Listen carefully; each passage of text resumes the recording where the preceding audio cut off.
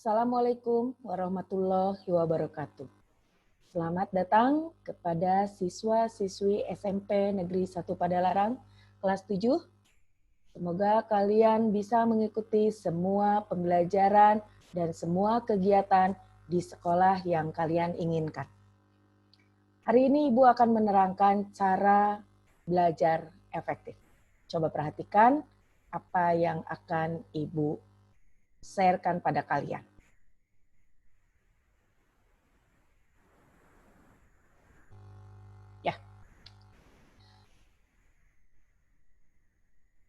Belajar efektif, kita mulaikan dengan memperkenalkan apa sih MPLS. Ibu yakin kalian sudah tahu MPLS itu apa, yaitu masa pengenalan lingkungan sekolah.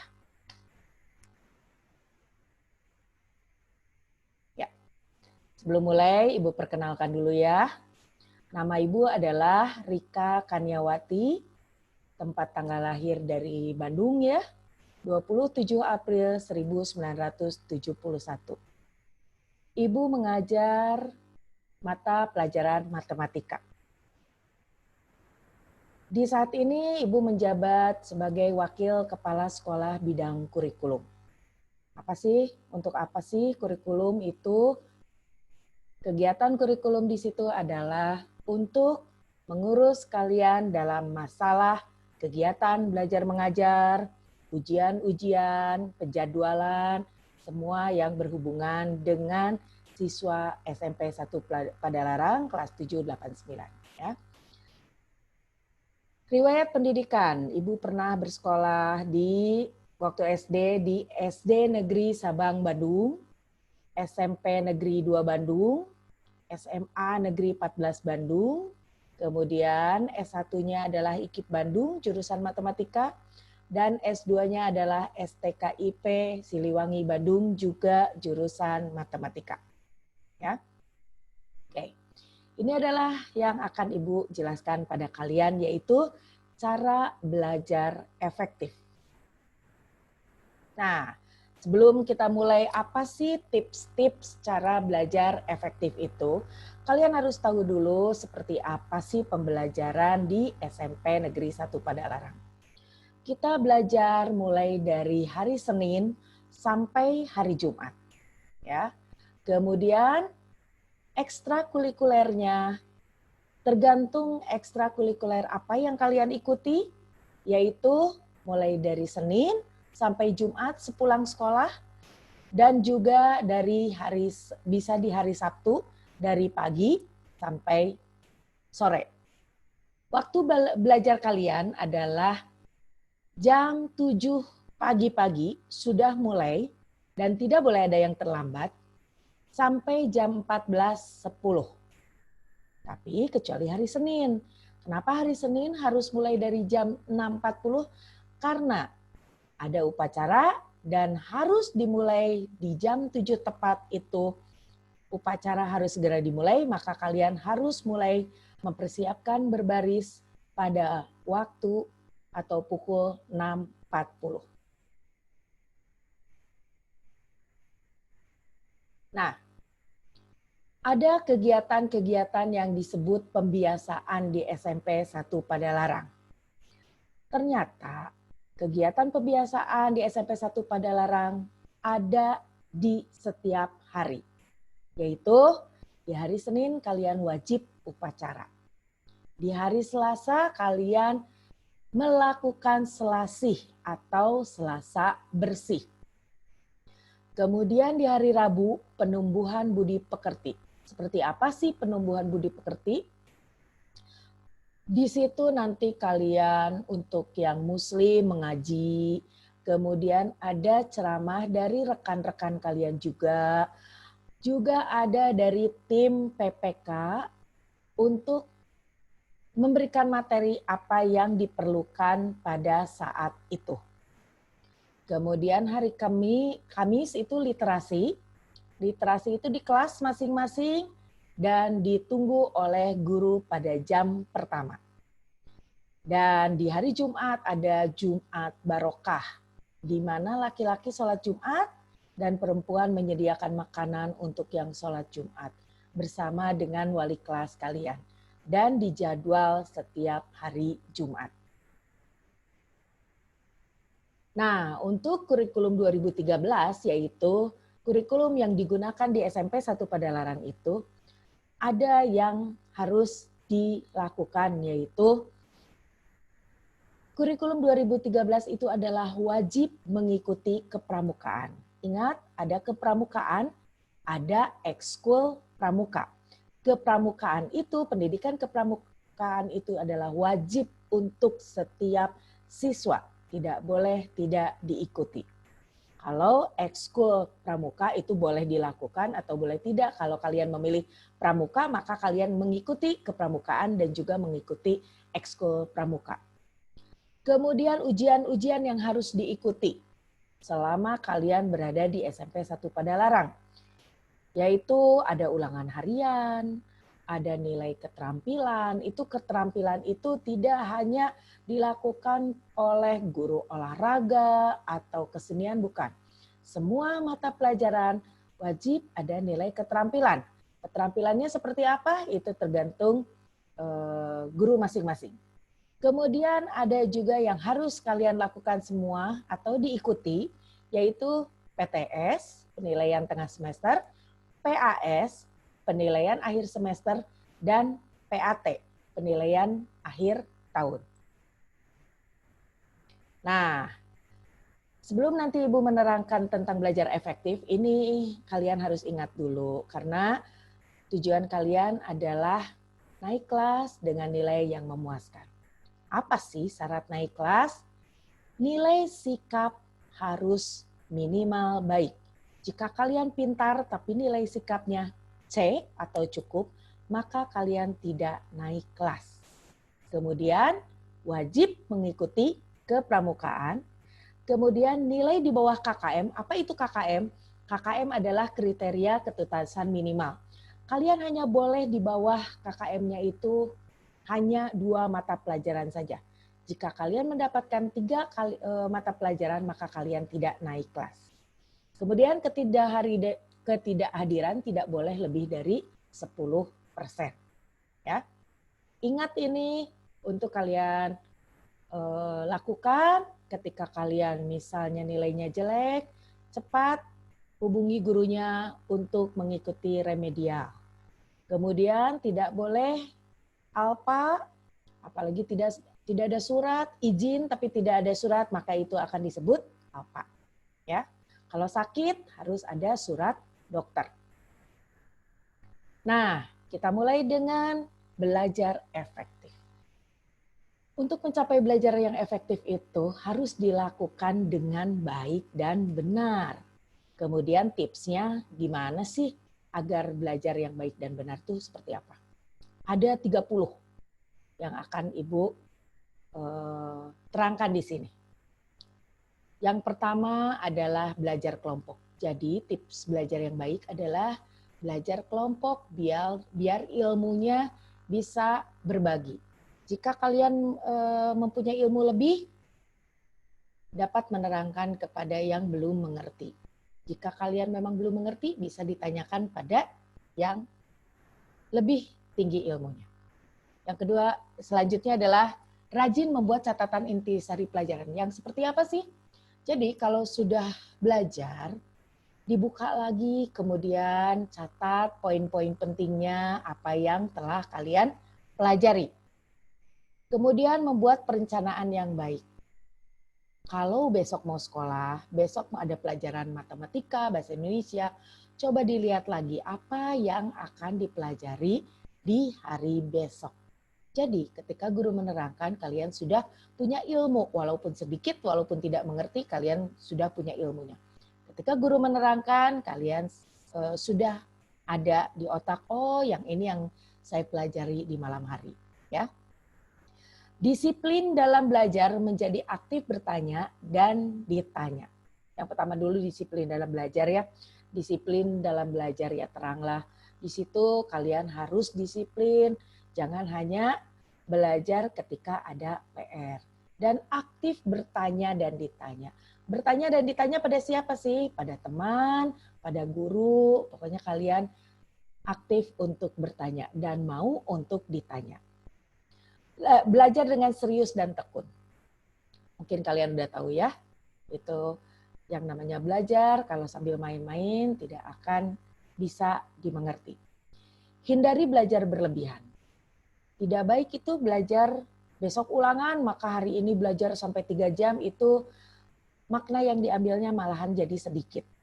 Jadi ketika akan ulangan, coba dicicil belajarnya. Jangan kebut semalam. Jujur dalam mengerjakan ulangan dan ujian. Jadi kalau mau ulangan tuh bukan sibuk mencari info, apa soalnya, apa jawabannya, tapi kalian harus mengerjakannya dengan jujur, hasilnya adalah hasil kalian sendiri. Jadilah seorang pemimpin. Jadi, kalau kalian itu biasanya malu di kelas, tidak mau memimpin, tidak mau menjadi pemimpin, tapi maunya adalah dipimpin. Coba berusaha untuk mengeluarkan keberanian menjadi seorang pemimpin. Latihlah rasa tanggung jawabmu. Tanggung jawab dalam hal apa? Banyak hal. Dalam kegiatan, dalam belajar, itu kamu latih rasa tanggung jawabnya. Mendengar penjelasan guru dengan baik. Jangan suka ada yang tidur di kelas, ngobrol di kelas, karena kalian harus mendengarkan penjelasan dengan baik. Ketika guru menerangkan, tidak sibuk dengan menulis, ngobrol, maka ya apa yang dijelaskan oleh guru akan membuat kalian menjadi tidak mengerti. Jangan malu untuk bertanya. Nah, ini biasanya kalian malu bertanya. Ketika tidak mengerti, kalian malu untuk mengacungkan tangan, Bu, saya belum mengerti, tolong terangkan materi yang ini, yang itu. Kalian biasanya malu ya. Coba, jangan malu untuk bertanya. Kerjakan PR.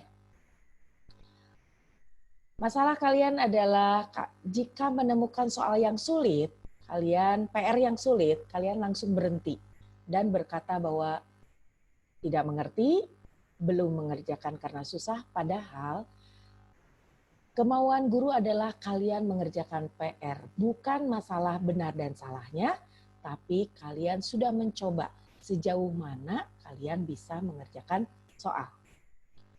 Selalu mengulang pelajaran yang sudah diajarkan ya. Jadi seperti tadi yang saya terangkannya, setiap pulang itu malam harinya membuka-buka apa sih yang sudah diajarkan tadi siang. Kalau kalian tidak membuka lagi, nanti ketemu lagi misalnya minggu depannya, kalian akan lupa apa yang diterangkan. Ya. Nah, cukup istirahat, makan, dan bermain. Seimbangkan, karena kita adalah pulangnya jam 14:10, kemungkinan mungkin sampai, kalau yang rumahnya dekat mungkin sampai jam 3. Setelah itu istirahat dengan baik, makan, ya santai dulu sore, baru belajar malam untuk melihat pelajaran yang sudah, atau kalau ada ulangan menghafalkan. Jadi jelek juga ketika kita pulang sekolah langsung menghafal, itu tidak akan baik masalah nilai ataupun masalah yang kita pahami tidak akan menghasilkan yang maksimal ya. Banyak berlatih pelajaran yang kurang disukai. Nah, kalau yang tidak disukai biasanya banyaknya nih yang tidak suka adalah pelajaran matematika. Tidak suka itu bukan berarti tidak mengikuti pelajarannya. Ya. Setiap hari ketika menemui pelajaran yang kurang disukai, bukannya menghindar, tapi ikuti. Semakin kalian menghindar, maka semakin kalian membenci pelajaran tersebut. Jadi ikuti saja, karena memang harus diikuti. Ya. Ikutilah kegiatan ekstrakurikuler yang kamu senangi. Kamu nanti memilih. Jadi yang wajibnya adalah kepramukaan, dan ekstrakurikuler yang lainnya silahkan kalian memilih. Ada 13 ekstrakurikuler. Kalian boleh memilih yang mana saja yang memang kamu mampu, kamu mau, dan kamu bisa berprestasi di ekskul tersebut. Cari seorang pembimbing yang baik. Apakah seorang pembimbing yang baik itu adalah guru? Belum tentu. Ya, kalau kamu memang bisa diajarkan oleh teman, silahkan. Jadilah teman itu menjadi seorang pembimbing. Pembimbing bisa orang tua, bisa guru, bisa teman, bisa kakak, bisa siapa saja. Jangan suka mencontek teman. Ya, ingat, biasakanlah untuk belajar mandiri. Jangan mengejar nilai, tapi kejarlah bisa. Kalau mengejar nilai, apapun kalian halalkan untuk mendapat nilai yang bagus. Tapi kalau mengejar bisa, maka akan bisa juga mendapatkan nilai yang bagus. Niat dengan sungguh-sungguh. Itu jelas ya, tidak usah saya terangkan. Situasi yang kondusif, yang bagaimana sih situasi yang kondusif? Yaitu kalau ketika kalian belajar dalam keramaian, mungkin kalian konsentrasinya terganggu. Jadi, carilah situasi yang bisa membuat kalian belajar. Jangan di tengah-tengah yang ramai atau di rumah sedang ada acara kalian belajar, itu sulit juga. Ya, carilah situasi di mana kamu bisa belajar. Hindari sikap tidak jujur. Itu termasuk yang tadi ya. Metode imitasi. Imitasi apa coba imitasi? Ada mas imitasi artinya tidak asli ya. Skala pekerjaan, contoh PR. Kalian mengerjakan, ibu memberikan PR 3 soal. Kemudian kalian satu kelas nilainya, hasilnya sama. Nilainya 100 semua. Tapi ketika disuruh ke depan, kalian tidak bisa sama sekali. Itu artinya mencontek dengan yang lain, menyalin, membuat apa yang sudah orang lain kerjakan menjadi pekerjaan kamu. Tapi ketika ditanya kalian tidak bisa. Ya, hindari itu. Trial and error. Terus kita mencoba, setiap pekerjaannya kita coba terus. Kalau hasilnya gagal, coba lagi. Jangan patah semangat, kemudian nanti pasti indah pada waktunya. Conditioning itu sama seperti tadi ya, mencari situasi di mana kalian bisa belajar. Metode berpikir ya, itu setiap siswa itu berbeda-beda cara berpikirnya. Apakah harus sama semua? Tidak. Apa yang diambil dengan berbeda semua anak metode berpikirnya? Tidak masalah. Contoh pelajaran matematika, diberi soal satu, ada yang jawabannya panjang, ada yang jawabannya pendek, dan nilai bukan dilihat dari panjang pendeknya, tapi dilihat cara berpikir kamu apakah betul atau salah. Ketika sudah panjang tapi salah, ya sudah, memang tidak, jawabannya tidak akan maksimal. Sedikit tapi juga tidak dimengerti oleh yang memeriksa, ya sama juga. Jadi kami guru-guru di sini adalah bukan melihat dari hasilnya, tapi metode berpikir kalian. Nah, mulailah dari yang kecil. Ini pernah A.A. Gim itu berkata, mulai dari kecil, mulai dari diri sendiri, mulai dari sekarang.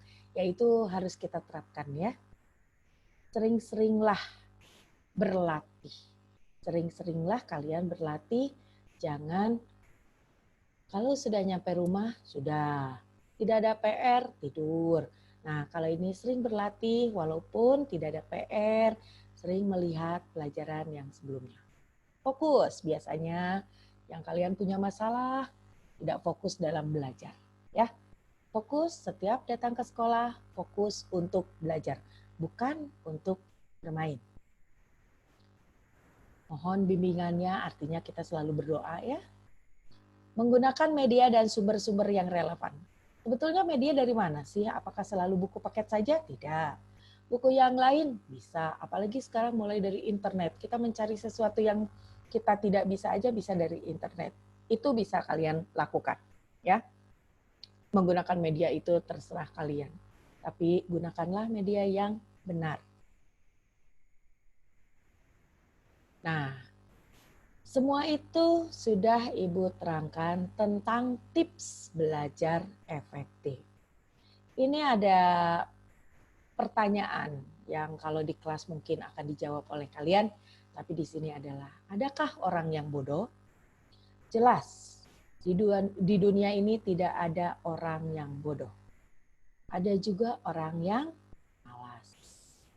Kalian jangan termasuk orang yang malas. Setiap pulang langsung, di sini adalah contohnya, langsung menggunakan HP. Tidak pegang HP, tidur. Orang yang malas selalu meminta dari orang lain untuk memenuhi kebutuhan dia.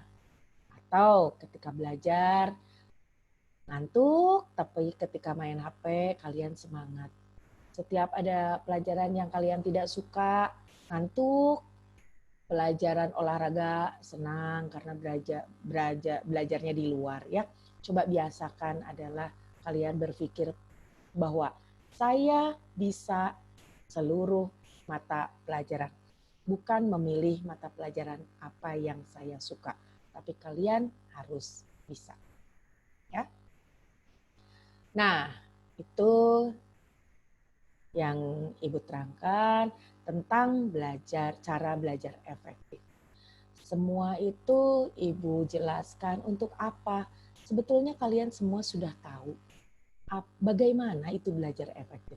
Kalian bukan anak kecil lagi, kalian adalah anak-anak yang sudah menuju remaja, mungkin ya. SD mungkin kalian masih diberi oleh gurunya, masih banyak dibimbing orang tua. Mulai dari SMP kalian harus sudah mandiri. Karena itu, yuk kita mulai dari sekarang niatkan bahwa kalian akan belajar lebih baik dari kemarin. Dan besok harus lebih baik daripada hari ini. Gitu ya. Nanti kita ketemu di sekolah jika memang sudah keadaannya memungkinkan. Terima kasih. Wassalamualaikum warahmatullahi wabarakatuh.